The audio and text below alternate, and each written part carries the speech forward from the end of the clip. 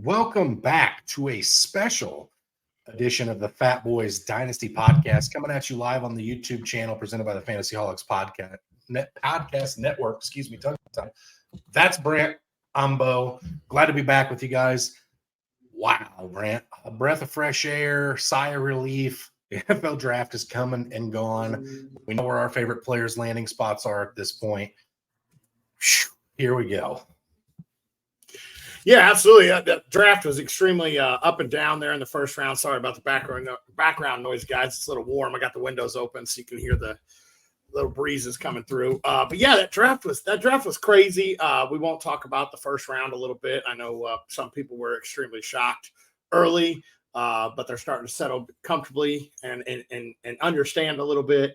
What was it? 14 straight offensive players, and I think 11 of those 14 were skill position players that were fantasy relevant. I think it was only 3 linemen in the 2 or 3 linemen in the top 14. So it was crazy start. And then you started seeing the domino effect fall. The wide receivers fly off the board at the end of the first, and we'll talk a little more about how all that went, and we're going to definitely dive into some winners and some big losers during this draft. But before we get into that, let's talk. We got to bring up the free agent signing that happened the day after the draft of Ezekiel Elliott. I guess the Cowboys finally found their running back, and that was one of the biggest shocks to me, and them not drafting one, but I guess we found out why. With the signing of Ezekiel Elliott. Yeah, this has got to be a farewell tour, like a one last hurrah. I know there's a couple of times last year for the Patriots that it was like, okay, maybe this is still relevant. And then, the next game it was like, never mind. But we'll see. For Dallas' sake, you got to hope, or they got to hope that Zeke's got a little bit of juice left in those legs, because if not, they've got 4'2" Deuce Vaughn waiting in the wings to run the ball. So Deuce. Things have got to come together for Zeke in the Patriots in order for that roster to have some success this year. So obviously, from a fantasy point, it makes things relevant because Zeke probably has to be drafted in startup drafts at the very least. And if he's on a waiver wire in your dynasty league and they're not closed this time of the year, you got to be going and picking him up. So yeah, it's definitely worth talking about. I mean, man, Brant, that was one of the consensus things. And I know we get into this a little bit later on, but there were some juicy spots for the running back landscape to really shake out in this draft. And it just didn't happen for us the way we thought it would. A lot of those spots where it was like, if they draft somebody in the second, third, fourth round, it'll really, solidify us to who the running back is there. And those teams didn't. Then other teams took running backs, and it's like, wait, what? Who did what? The Jets took who? So it was one of those things that it didn't go the way we thought it would for a lot of things. It did go the way we thought it would for a few others. But I'm definitely glad to be done speculating about it. It's draft season's in full force. You and I are in a draft at this point. We just took over an orphan team that's a couple days away from drafting as well. So it's definitely draft season. And I'm sure we will be coming out with a mock draft here shortly, post NFL draft to cover here, Brant. But I'm excited to get into these winners and losers. I've got my bib on. And let's see.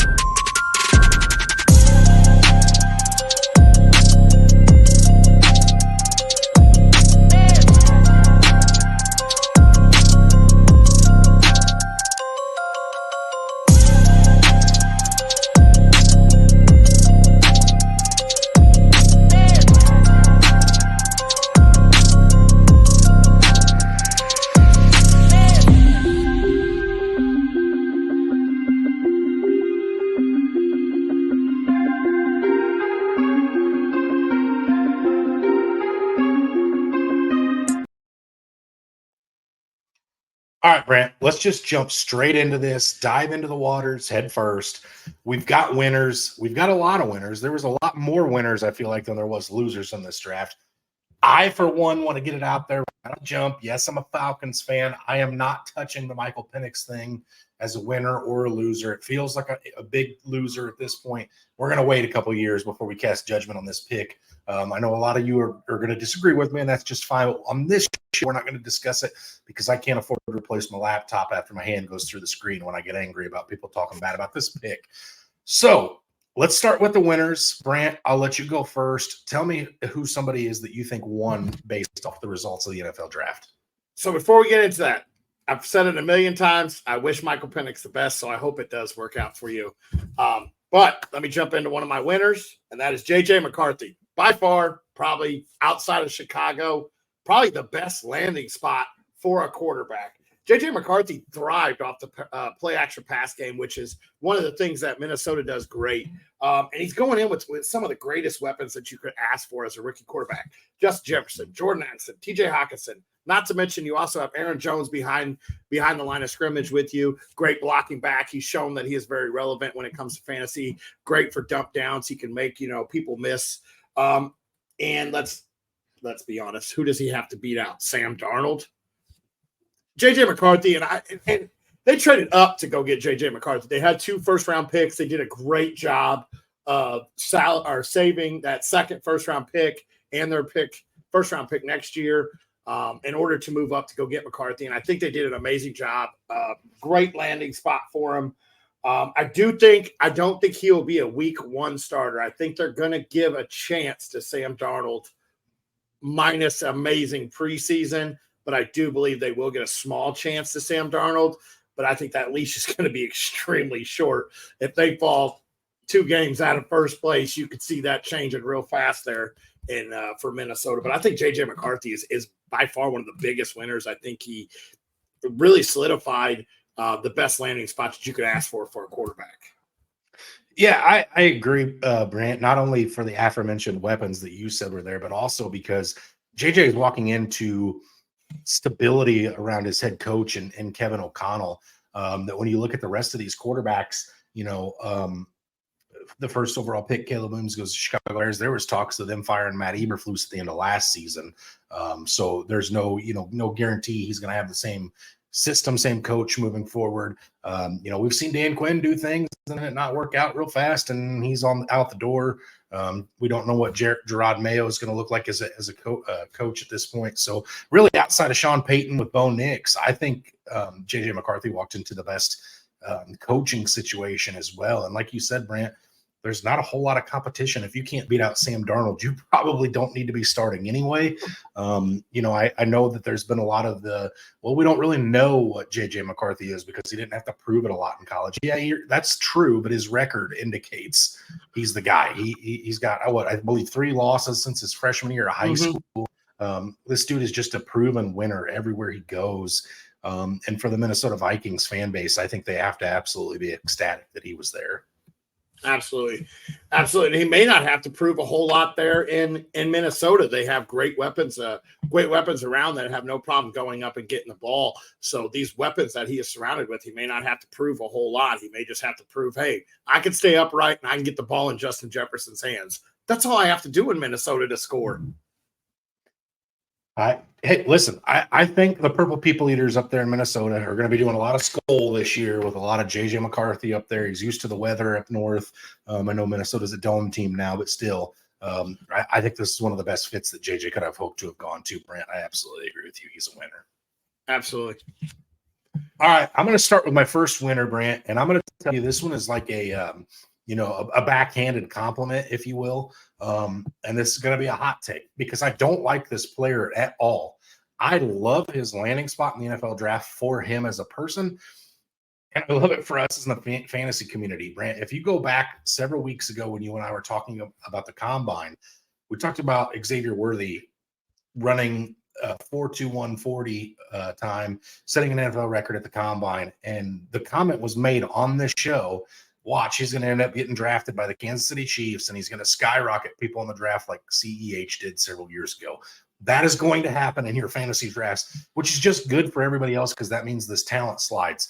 These speedy guys in the NFL, I know, like, yes, it can work out. Deshaun Jackson had some great games in the NFL. Tavon Austin had some really great fantasy relevant games. Tyreek Hill has been fantastic. Tyreek Hill has a very extensive route tree.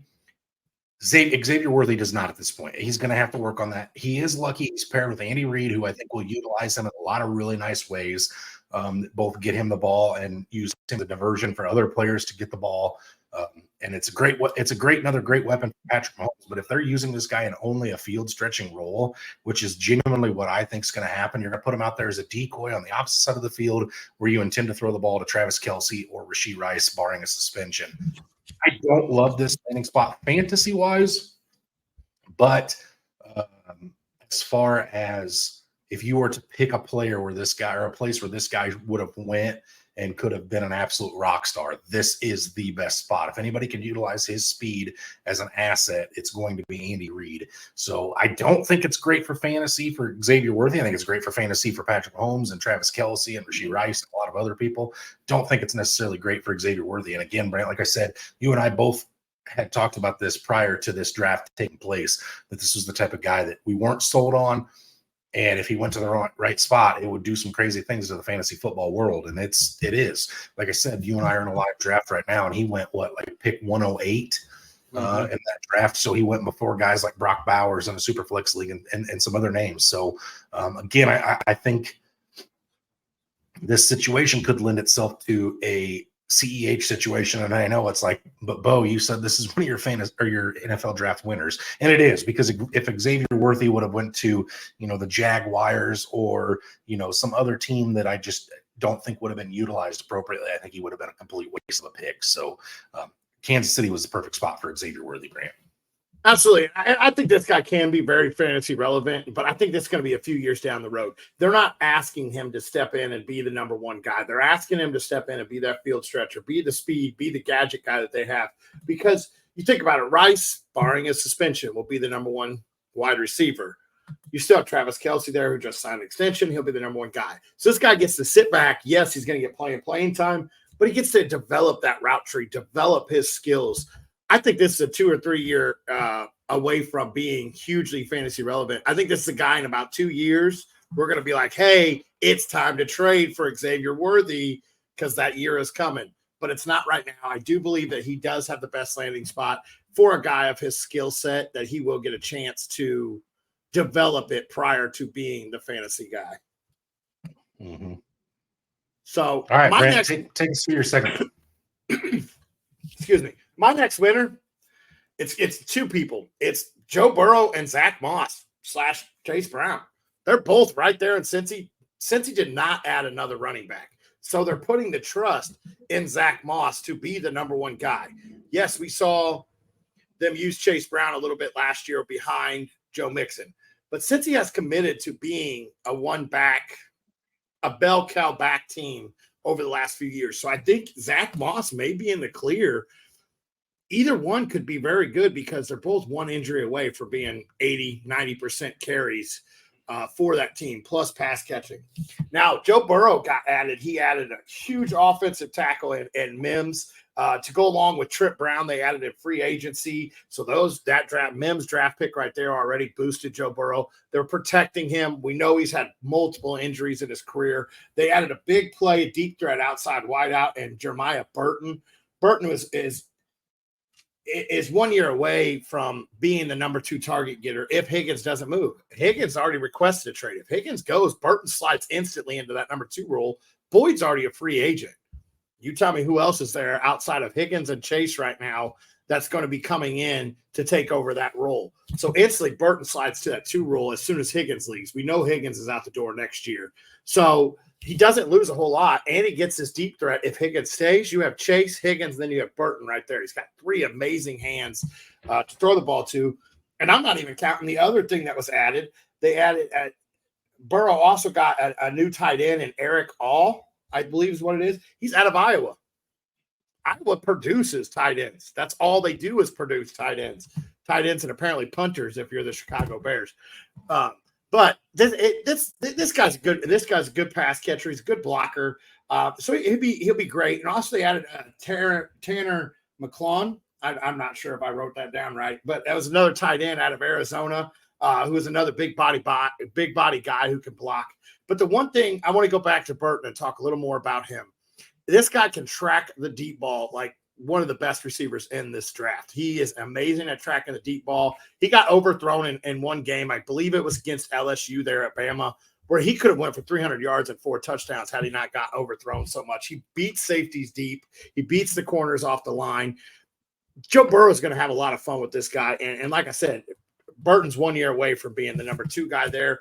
But if Higgins and them figure it all out, this is an amazing wide receiving core. So Joe Burrow is we already talked about him being a top 5 quarterback, but he is definitely a huge winner. And I think Zach Moss is too, because I think they're putting a lot of trust in Zach Moss. When you talk about Joe Burrow, I can't believe he left off his best weapon, his true new tight end that he got this offseason, and Mike Gesicki, who I think may be the best tight end to wear a Bengal uniform since Tyler Eifert back in the day. So I'm on board with it. I like the addition of the offensive lineman and Mims out of Georgia, just a massive human being. I think that was great for them to shore up that offensive line. And yeah, Zach Moss was also really good in Indianapolis last year when he was asked to step up and be the guy. So they could be on to something in Cincinnati there. It'll be interesting to see how that offense looks after Brian Callahan left as the offensive coordinator to go take over the Tennessee Titans. But yeah, Brant, you're talking about a pair of winners from the result of the NFL draft based on protection. Really, they both stand to benefit from better offensive line play and then the addition of Burton. So yeah, a couple of winners there from the Bengals. I'm going to talk about another team from the AFC where I think there's a winner that comes from, Brant. And much like my first take, this one may be a little controversial because this player did burn a lot of us last year. He was part of the big 3 in his class. Quentin Johnston won the NFL draft, Brant, because the Chargers had every right and every reason and every available asset, I guess, if you will, to be able to acquire their wide receiver 1 of the future. They could have taken Malik Neighbors. They could have taken Rome Odunze. They could have done a lot of things, and they didn't draft a wide receiver until the 2nd round in Ladd McConkey, who I'm not saying is a slouch by any means necessary, but I do think Ladd is a very good number 2 wide receiver in the NFL. Quentin Johnston should be the number 1 again this season. And he does benefit from having Harbaugh as his coach. As ignorant as this may sound, Brant, 2 years ago, Quentin Johnston really showed us who he was in a game against John Harbaugh's Michigan Wolverines in the college football playoff. So John Harbaugh's been on the opposite side of a Quentin Johnston explosion in person. Quentin Johnston's going to get another year where he's paired with Herbert, and as the 1, he should be in line for much better numbers. Last year, he had 38 receptions, 431 yards receiving, 2 touchdowns. As big as he is, you have to imagine touchdown equity goes up quite a bit here. You're going to imagine that he has at least probably double and then some, if not triple, the amount of receptions just based on targets that will be out there for him this year. So I'm definitely thinking, Brant, there's an outside chance you're talking about Quentin Johnston as a top 20 wide receiver in fantasy aspect next year. Yeah, absolutely. And not only that, he gets all that. Herbert gets all of his offensive line back. I know they were banged up. I believe they added another one in this draft too to help protect him. Oh, they did. They added the best offensive lineman in this draft in Joe Alt. And then they get the rest of their line back to protect Herbert. Herbert only played in 13 games last year as well, so he missed 4 games with Quentin Johnston. And it's proven that Harbaugh trusts Johnston to be the number 1 there by not adding. Yes, they added Rice late there. They added McConkey. They added Ladd. Let's just do it that way since I'm having tongue twisters. Ladd McConkey. They added him, and I think that they're going to have a decent receiving core, but this guy is definitely is going up and moving up very well the draft boards, and I think very well so. All right. Anybody else you want to throw out there as a winner real quick, even if it's just a name alone, before we move on to losers? If not, I know I'm putting you on the spot, so it's completely okay. Coleman going to the Buffalo Bills. Josh Allen. So I read on Twitter, Josh Allen gave the Bills a list of 3 guys that he wanted in this draft. Well, all 3 guys were on the board. when they first traded away. I'm not sure why they traded with Kansas City. If you watch this with our live, I was in shock because last time the Bills made a trade with Kansas City, that was Patrick Mahomes. And they ended up going Coleman. I wasn't a big fan of Coleman, but I've done a little research. I've watched a lot of his TikToks. The dude makes me laugh. He's funny. He's a great. He great at his press conference. I'm excited to see his post game. But he landed in the best spot. There's over 150 targets available with Stephon Diggs leaving and Gabe Davis leaving town. There's so many available targets there. It's just going to be amazing for this guy to step up and be Josh Allen's new number one. Yep, Keon Coleman, love the landing spot. We talked about that one quite a bit off air. You and I did. All right, let's get into some guys who are definitely not winners based on this draft. Brant, go ahead and take me through your first loser. I'm going to go with James Conner. They're in Arizona. They got the second best running back in this class in my mind, and Trey Benson. A lot of people did have him as the number one. He's 6 foot tall, 216 pounds. He proved he can be a bell cow there out of Florida State. And James Conner's in his last year of his deal, and he also could easily be cut this year with only a $4.5 million in dead cap if he does get cut. So I believe James Conner is a huge loser. I think James Conner never stays healthy, and I hate saying that, but he always gets hurt.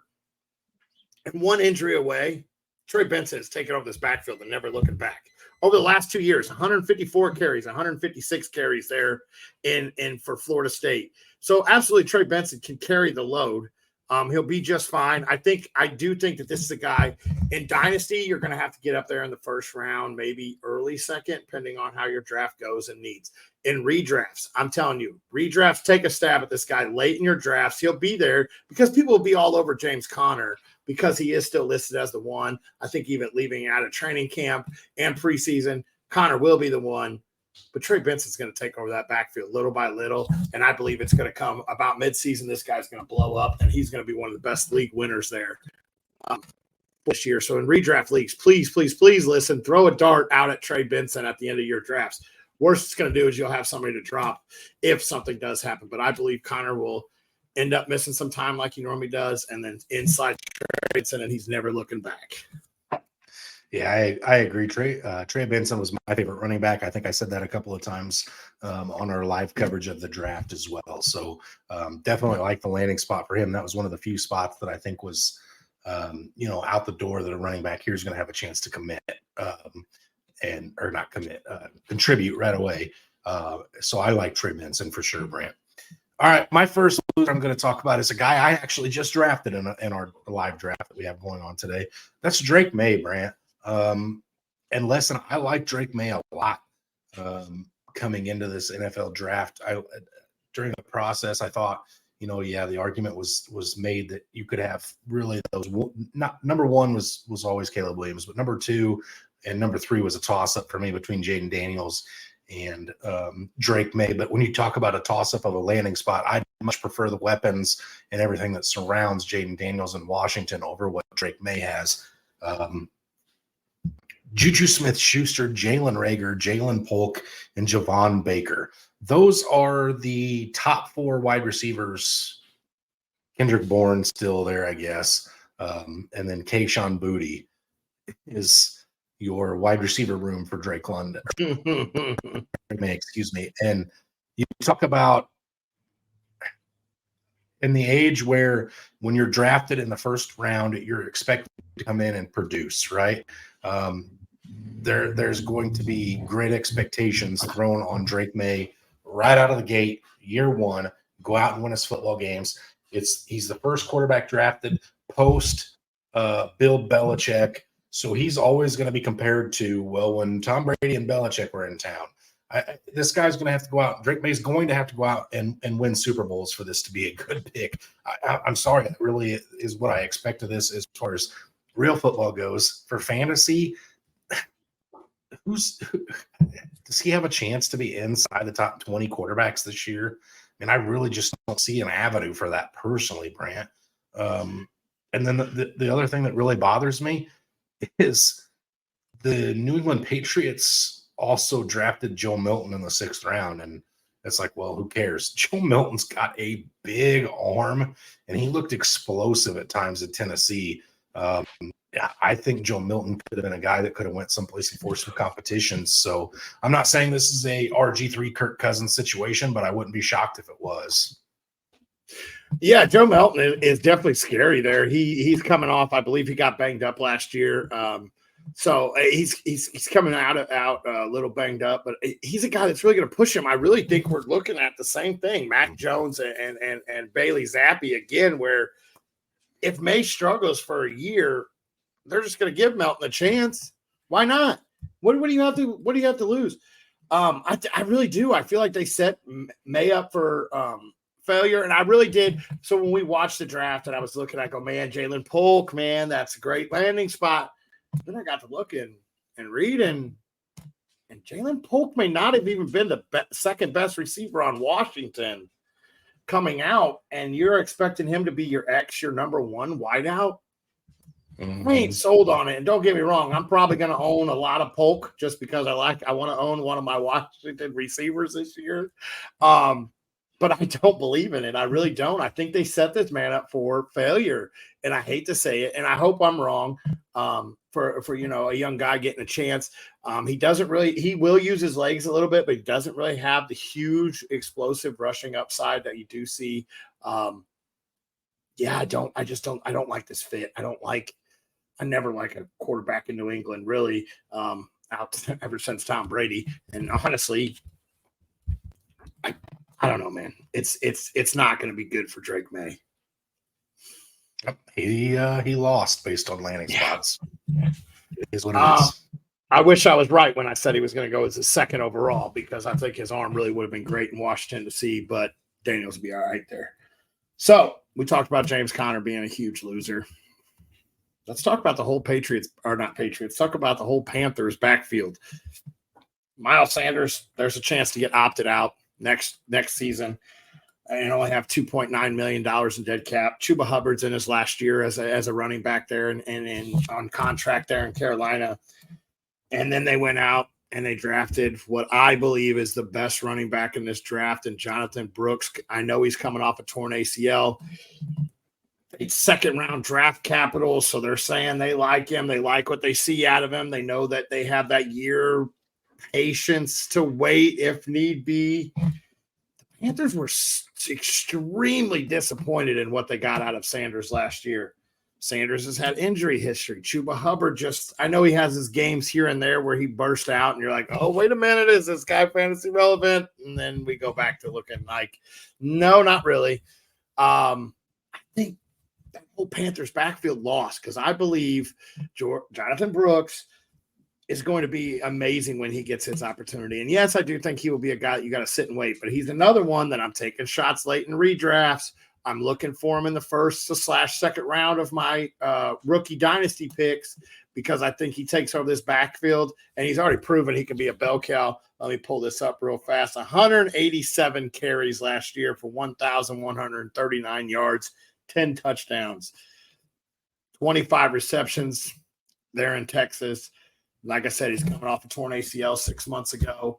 I think how many games were those stats in, Brant? Last year. Pull up the game log. For some reason, it doesn't want to tell me the exact amount of games. 1, 2, 3, 4, 5, 6, 7, 8, 9, 10. 10. So he's missing what? Two games probably. Missing 2 games, had 187 carries. I believe out of those games, there was only 2 or 3 of them where he didn't have 20 carries. But yeah, this guy's amazing. He breaks tackles. He's big bodied. I really think he's going to take over this backfield the minute he gets a chance. 4 games total. He did have one. He had 12, 14, 18, and 16 in those 4 games that are under 20 carries. But this is a guy that has proven he can carry the load. Like I said, he's 6 foot, 207 pounds is what ESPN has him listed as. The draft had him listed as 216 pounds. So he's a big guy. He's over 200 pounds. He's proved that he can carry the load. He can catch the ball. He had 25 receptions. I think this is a guy that's going to take over that backfield. And he's a huge weapon for Bryce Young there. So once he gets healthy, which I think is going to be sooner rather than later, he's going to take over this backfield real quick. I think Sanders just didn't cut it with how much money they wanted to give him. He was the highest paid back last year in free agency, and he just did not cut it. So you're talking about Carolina Panther team there that I want to continue talking about, Brant. This is a team that's gotten a lot of weapons for Bryce Young over the course of this offseason. They trade for Deontay Johnson. They draft a running back for him. They also traded up to draft running or wide receiver in the first round, Brant. They took Xavier Leggett out of South Carolina to keep him home in the hometown team here. And I have some problems with this, Brant. I love Xavier Leggett. And even though he went to a division rival, I hope this works out because the story's there. This is one of those kids that's just super down to earth. Every interview he's given, you just can't help but fall in love with the kid a little bit and what he brings to the table. However, going in the first round is not great for somebody like Xavier Leggett, who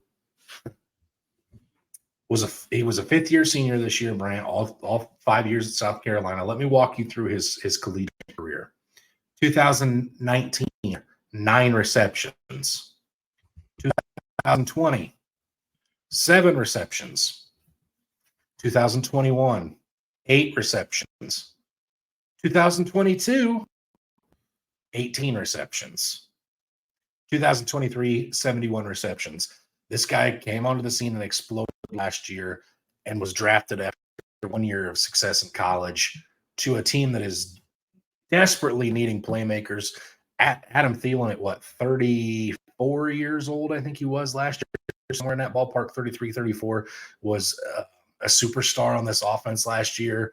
Had us all believing he rewound the clock and was fantasy relevant, Brant, and pulled the wool over a lot of people's eyes. I think he still finished like wide receiver 18 or 19 in fantasy, so he was still up there, but it was like, man, if this was anybody who had some talent and some fresh legs and wasn't old and decrepit, I just don't know that Xavier Leggett's the guy just because the track record's not there. And there was some pretty good wide receivers still on the board at the time of this pick, Brant. There was, Keon Coleman was still on the board. Adonde Mitchell was still on the board.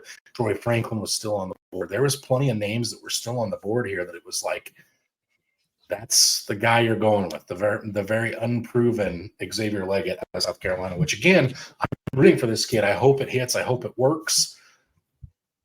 And I would love to be wrong on this one, Brant, but right now I'm putting the stamp of loser on this pick. This kid, I watched his introduction to Carolina. This kid is country as country can be. He's outstanding to listen to. He's another guy. But like you said, it took 5 years for him to break out. It took Spencer Rattler to explode on with him. This guy's skill set is so close to Jonathan Mingo. It's just like a small upgrade from Jonathan Mingo. That's it. And Mingo didn't do a whole lot with Carolina last year. It brings the question, why did you not go after Ladd and just try to replace Adam Thielen when you have that great skill set, just a hard worker? I don't like the pick. I wasn't high on this guy. I know everybody was. I wasn't high on him going into this draft. I absolutely hate this landing spot. You have to prove yourself so much. You, have to prove yourself that you're not a Jonathan Mingo replica. And then you have to try to move up the board and beat a 36-year-old or however old Adam Thielen is, hard worker. Then you got to try to beat Deontay Johnson. The path is so hard for him, and I just don't see it. I don't see it as a good pick. I don't see it in a good place. And you traded up one spot to go get him when you probably could have traded back to go get him. Mm-hmm. I agree, Brant. I agree. All right. So again, like I said, these are just some few winners and losers from the NFL draft. Obviously, there was plenty of more guys that we could have spent time talking about, but I think you'll get a better idea of who we really think are winners and losers when Brant and I come at you with probably a 3 to 4 round rookie mock draft here, probably as early as next week, depending on how schedules allow for the two of us to get that draft completed. Heck, we may end up using a draft that we're in that we complete. So we will see it and be back with that next week, just so you can kind of see, where we think guys should be going based on the fact that the landing spots are in at this point. Yeah, absolutely. It's going to be interesting. I need to dive a little deeper in over this next week. Now that I have this little setup right here over my chair, I'll dive a little deeper into my rankings and my tiers, and I need to start cheering them out. We got like you said, we just picked up an orphan team. That draft is this weekend, so there might be a chance that you see us cover both drafts that we're going to hopefully complete by next week. We may just cover those two next week, talk about, landing spots, and if we do like their landing spot, if we, like where they were drafted, we may just shoot those rather than doing a mock. Just because these do have a little more value than mock drafts because they are in leagues. So we'll definitely come at you with some type of draft research next week. But yeah, it's an exciting time of the year. It's time to break down that film. It's no longer going, oh man, where is Marvin Harrison going to go? It's no longer. We know where he's at. Now we just got to get him to sign the paper. But that's a different story. We know where they're at. Now it's time to see where they fit and how it's going to go. Training camp start, I believe, middle of next month. Our voluntary workout. So it's that time. It's starting to ramp back up for fantasy football. Absolutely, Brant. I think that does it for us on this week's episode. So that's all I got. That's all I got. As always, stay hungry. Stay fat, my friends.